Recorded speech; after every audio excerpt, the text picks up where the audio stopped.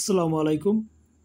নবম দশম শ্রেণীর শিক্ষার্থী বন্ধুরা, আজকে আমি তোমাদের সাথে ইউনিট 10 ড্রিম লেসন থেকে একটি গুরুত্বপূর্ণ প্যাসেজ আজকে আমি ইংলিশ টু বাংলা ট্রান্সলেট করে ভেঙে ভেঙে অর্থ সহকারে আলোচনা করব। সো সবাই ভিডিওটি পুরো তোমরা না টেনে আমি দেখার জন্য বিশেষভাবে তোমাদেরকে অনুরোধ করব এবং আমি আশা করি যে তোমরা এই প্যাসেজটি যদি একবার মনোযোগ সহকারে আমার ভিডিওটি দেখো প্লাস শোনো এবং খাতা কলম নিয়ে যদি একটু নোট করো, তোমরা অবশ্যই এখান থেকে উপকৃত হবে। So let's start. Pritilata Waddedar was born in Chittagong on 5 May 1911। Pritilata Waddedar 1911 সালের 5ই মে চট্টগ্রামে জন্মগ্রহণ করেন। শিক্ষার্থী বন্ধুরা, এই প্রীতিলতা মূলত একজন অ্যান্টি ব্রিটিশ বিরোধী আন্দোলনকারী ছিলেন এবং ইনি সুরদু সেনের নেতৃত্বে ইনি আন্দোলন করেন এবং তার সাথে তিনি ইনভলভড হন।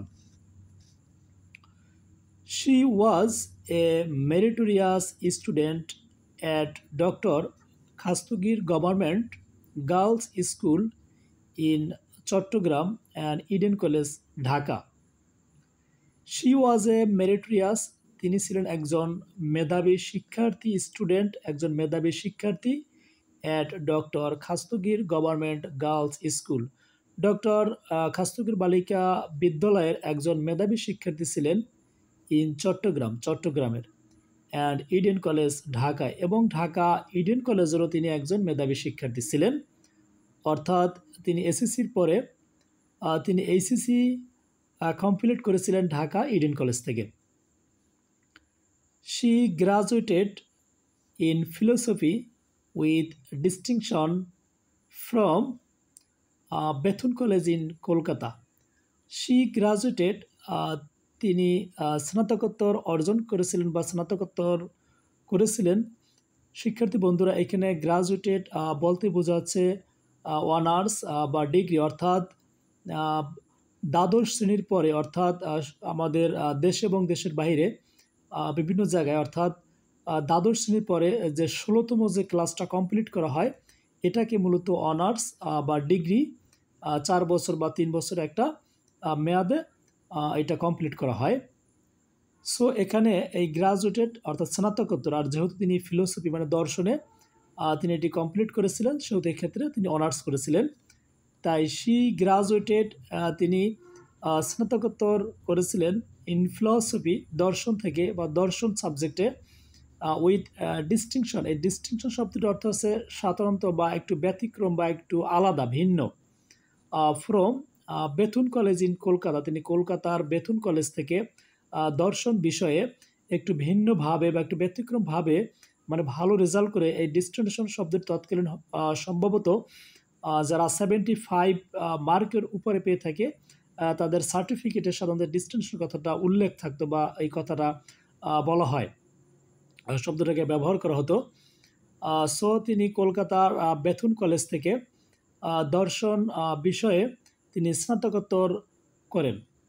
ইন হার কলেজ ডেজ, তার কলেজের দিনগুলোতে বা তার কলেজ জীবনকালে বা তার কলেজের দিনগুলোতে, Pritilata was an activist in the anti British movement. তার কলেজ দিনগুলোতে প্রীতিলতা একজন সক্রিয় ব্রিটিশ বিরোধী আন্দোলনকারী ছিলেন বা একজন সক্রিয় কর্মী ছিলেন ব্রিটিশ বিরোধী। অল থ্রু হার লাইফ, তার সমগ্র জীবন জুড়ে, শি ড্রিমড, তিনি স্বপ্ন দেখেছিলেন। শিক্ষার্থী বন্ধুরা, এই প্যাসেজটি মূলত প্রত্যেকটা সেন্টেন্স পাস্ট টেন্সে করা, যেহেতু প্যাসেজটি একটু অতীতকালের বা একটু অতীতের হিস্টোরি, সেহেতু এই প্যাসেজটি সম্পূর্ণ পাস্ট টেন্সে করা। শি ড্রিমড, তিনি স্বপ্ন দেখেছিলেন, অফ টু থিংস, দুটি জিনিসের, এ সোসাইটি, একটি সমাজ, উইদাউট জেন্ডার ডিসক্রিমিনেশন, একটি সমাজ থাকবে যেখানে কোনো লিঙ্গ বৈষম্য অর্থাৎ নারী পুরুষের কোনো ভেদাভেদ থাকবে না। অ্যান্ড হার মাদারল্যান্ড এবং তার মাতৃভূমি free from British colonial rule, অর্থাৎ তার মাতৃভূমি থাকবে ব্রিটিশদের ঔপনিবেশিক যে শাসন বা যে অত্যাচার, যে শাসনামল, এখান থেকে মুক্ত থাকবে, তিনি তাই বুঝিয়েছেন।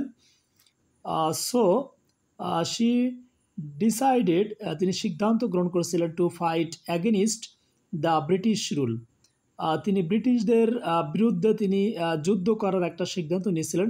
এখানে টু ফাইট এটি একটি ইনফিনিটিভ ভার্ব হিসেবে কাজ করছে, আর ডিসাইড মানে তিনি সিদ্ধান্ত নিয়েছিলেন অ্যাগেনিস্ট বিরুদ্ধে দ্য ব্রিটিশ রুল, তিনি ব্রিটিশদের বিরুদ্ধে যুদ্ধ করার বা একটা সিদ্ধান্ত তিনি নিয়েছিলেন। সুন আফটার, শীঘ্রই, প্রীতিলতা প্রীতিলতা হয়েছিল দ্য হেড টিচার, একজন প্রধান শিক্ষক অফ শিক্ষিকা অফ নন্দনকানন অপূর্ণা চরণ স্কুল ইন চট্টগ্রাম, অর্থাৎ তিনি চট্টগ্রাম নন্দনকানন অপূর্ণা স্কুলের একজন প্রধান শিক্ষক হিসেবে নিযুক্ত হয়েছিলেন। গ্রাজুয়ালি, ধীরে ধীরে শি ইনভলভ, তিনি যুক্ত হয়েছিলেন বা নিযুক্ত হয়েছিলেন হারসেলফ, নিজেকে তিনি ধীরে ধীরে নিজেকে নিযুক্ত করেছিলেন ইন সূর্য সেন্স আর্ম, সূর্য সেনের যে রেসিস্ট্যান্স যে মুভমেন্ট ছিল, এখানে রেসিস্ট্যান্স বলতে সশস্ত্র যে বাহিনী ছিল, সেই বাহিনী নিয়ে তিনি আন্দোলন করেছিলেন। Surya Sen was a famous anti British movement organizer and revolutionary activist in Chattogram area at that time. Surya Sen was a famous, Surya Sen ছিল একজন বিখ্যাত বা নাম করা অ্যান্টি ব্রিটিশ মুভমেন্ট অর্গানাইজার, তিনি ব্রিটিশ বিরোধী একজন সংগঠন ছিলেন, বিখ্যাত বা নাম করা একজন সংগঠন ছিলেন। অ্যান্ড রিভলিউশনারি, শিক্ষার্থী বন্ধুরা এখানে রিভলিউশন হচ্ছে বিপ্লব, রিভলিউশন শব্দটি নাউন এবং রিভলিউশনারি শব্দটি হচ্ছে এখানে অ্যাডজেক্টিভ, মানে বৈপ্লবী। অ্যাক্টিভিস্ট, একজন কর্মী in Chittagong area at that time, ওই সময়ে চট্টগ্রাম এলাকার ভিতরে বা চট্টগ্রাম এরিয়ার ভিতরে তিনি একজন নাম করা ব্রিটিশ বিরোধী সংগঠন এবং একজন বৈপ্লবী একজন নেতা ছিলেন বা একজন বৈপ্লবিক ব্যক্তি ছিলেন। ইন 1932, 1932 সালে সূর্য সেন প্ল্যান্ট, পরিকল্পনা করেছিলেন। শিক্ষার্থী বন্ধুরা, প্ল্যান হচ্ছে ভার্বের প্রেজেন্ট ফর্ম, আর এখানে প্ল্যান্ট এটি ভার্বের পাস্ট ফর্ম। অ্যান অ্যাটাক, আক্রমণের, অন পাহাড়তলি ইউরোপিয়ান ক্লাব, 1932 সালে সূর্য সেন পাহাড়তলি ইউরোপিয়ান ক্লাবটি আক্রমণ করেন। এখানে অ্যাটাক শব্দটি noun. The club was well known, এই ক্লাবটি পরিচিত ছিল ফর ইটস নটোরিয়াস। শিক্ষার্থী বন্ধুরা, এখানে নটোরিয়াস হচ্ছে কুখ্যাত এবং নটোরিয়াস এটি একটি অ্যাডজেক্টিভ, আর ফেমাস হচ্ছে বিখ্যাত। সাইন, একটি চিহ্ন, অ্যাট ইটস এন্ট্রান্স, ইহার প্রবেশদ্বার, dogs and Indians not allowed, অর্থাৎ এই ক্লাবটি মূলত একটি কুখ্যাত চিহ্ন হিসেবে এটি পরিচিত ছিল এবং সেটি হচ্ছে এন্ট্রান্স মানে প্রবেশদ্বার। Dogs and Indians are not allowed, অর্থাৎ ডগ এবং ভারতীয় যারা আছে তাদেরকে এখানে প্রবেশদ্বারে নিষিদ্ধ ছিল, অর্থাৎ ইন্ডিয়ান যে অধিবাসী আছে তাদেরকে একটি কুকুরের সাথে তাদেরকে কম্পেয়ার করা হয়েছিল, তুলনা করা হয়েছিল। সূর্য সেন অ্যাসাইন্ড, সূর্য সেনের নিয়োজিত Pritilata to lead a team, মানে সূর্য সেনের নিয়োজিত বা সূর্য সেনের নির্দেশে প্রীতিলতা টু লিড টিম, একটি টিম গঠন করেছিল অফ এর 10 or 12 men to attack the club, অর্থাৎ সূর্য সেন নিয়োজিত সে প্রীতিলতা 10 থেকে 12 জন লোক নিয়ে ওই ক্লাবটি অ্যাটাক করেছিল, আক্রমণ করেছিল। দ্য রেইড, এখানে রেইড হচ্ছে অভিযান। দ্য রেইড ওয়াজ সাকসেসফুল, এই অভিযানটি সফল হয়েছিল। বাট, কিন্তু Pritilata dressed as a man, এখানে ড্রেসড অ্যাজ এ ম্যান বলতে ছদ্মবেশী, অর্থাৎ পুরুষের ছদ্মবেশী বা পোশাক পরে তিনি যে ক্লাবের ভিতরে ঢুকেছিলেন, পরে তিনি হয়তো ওইখানে তিনি আর বের হতে পারেন নাই, তিনি ওখানে আটকে গিয়েছিলেন বা ছদ্মবেশী যে তার যে আসল যে চেহারা বা আসল যে তার রূপটা ওই সময় তারা ধরে ফেলে। ফেইল্ড, তিনি ব্যর্থ হয়েছিলেন to get out of the club. এখানে টু গেট আউট একটা ফ্রেজ এবং একটা প্রিপজিশনাল ফ্রেজ, অর্থাৎ বের হওয়া। To get out of the club, তিনি ক্লাব থেকে বেরোতে ব্যর্থ হয়েছিলেন বা তিনি বেরোতে পারেননি। শি কমিটেড, তিনি শি কমিটেড সুইসাইড, এরপরে তিনি আত্মহত্যা করেন by taking potassium cyanide to avoid arrest, অর্থাৎ তিনি গ্রেপ্তার থেকে যাতে নিজেকে তিনি ধরা না দেন, অ্যাভয়েড রক্ষার জন্য তিনি অবশেষে পটাশিয়াম সায়ানাইড নামক একটি বিষ অর্থাৎ পয়জনস, তিনি এটা পান করে তিনি আত্মহত্যা করেছিলেন। আর শিক্ষার্থী বন্ধুরা, এই পটাশিয়াম সায়ানাইড একটি দাহ্য পদার্থ, একটি দাহ্য জিনিস, এবং এই সময় তৎকালীন যারা বিভিন্ন জায়গায় যুদ্ধ করতো বা যুদ্ধের মাঠে যখন তারা অংশগ্রহণ করতো দেশকে বাঁচানোর জন্য, তখন তাদের বিভিন্ন তাবিজ এবং বিভিন্ন হাতে বা গলায় তাবিজের সাথে বা কোনো কিছুর সাথে তাদেরকে এই পটাশিয়াম সায়ানাইড বা দাহ্য একটা পদার্থ দিয়ে দেওয়া হতো বা তারা নিয়ে যেত, অর্থাৎ তারা শত্রুদের সাথে শত্রুদের হাত থেকে তারা রেহাই পাওয়ার জন্য, অর্থাৎ নিজেদেরকে তারা নিজেরা মারবে কিন্তু শত্রুদের হাতে তারা পড়বে না, এর জন্য তারা এই পটাশিয়াম সায়ানাইড পান করে তারা আত্মহত্যা করে। অর্থাৎ দেশের তারা ক্ষতি কখনো চাইতো না, বা দেশকে তারা যখন শত্রুরা যদি তারা ধরে নিয়ে যেত, তারা বিভিন্ন মারপিট এবং তাদের হাতে বিভিন্নভাবে অত্যাচার হতো, এ থেকে রেহাই পাওয়ার জন্য ওই সময় তৎকালীন সময়ে এ ধরনের পটাশিয়াম সায়ানাইড বা বিষাক্ত বজ্র পদার্থ তাদেরকে দিয়ে দেওয়া হতো। শি প্রুভড, তিনি প্রমাণ করেছিলেন দ্যাট যে ওম্যান ক্যান ওয়ার্ক, মহিলারা কাজ করতে পারে লাইক মেন, তিনি প্রমাণ করেছিলেন যে মহিলারা পুরুষের মতো কাজ করতে পারে।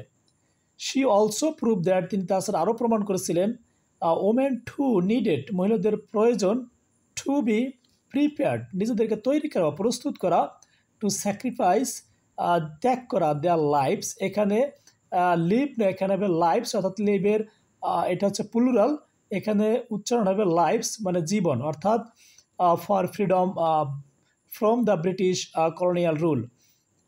শি অলসো প্রুভ দ্যাট, তিনি প্রমাণ করেছিলেন women to needed to be prepared, মহিলাদেরকে প্রস্তুত করতে হবে টু স্যাক্রিফাইস, অর্থাৎ জীবন ত্যাগ করতে পারে, the lifes for freedom from the British colonial rule, অর্থাৎ এই ব্রিটিশদের ঔপনিবেশিক শাসন থেকে যেন তারা দেশকে একটা মুক্ত করতে পারে বা ফ্রিডম করতে পারে, এর জন্য মহিলাদেরও প্রস্তুত বা তৈরি হওয়া দরকার, এই বিষয়টা তিনি প্রমাণ করেছিলেন। হার ড্রিম ফাইনালি কেম ট্রু, তার সমস্ত স্বপ্ন বা তার স্বপ্নগুলো একসময় বাস্তবে পরিণত হয়েছিল।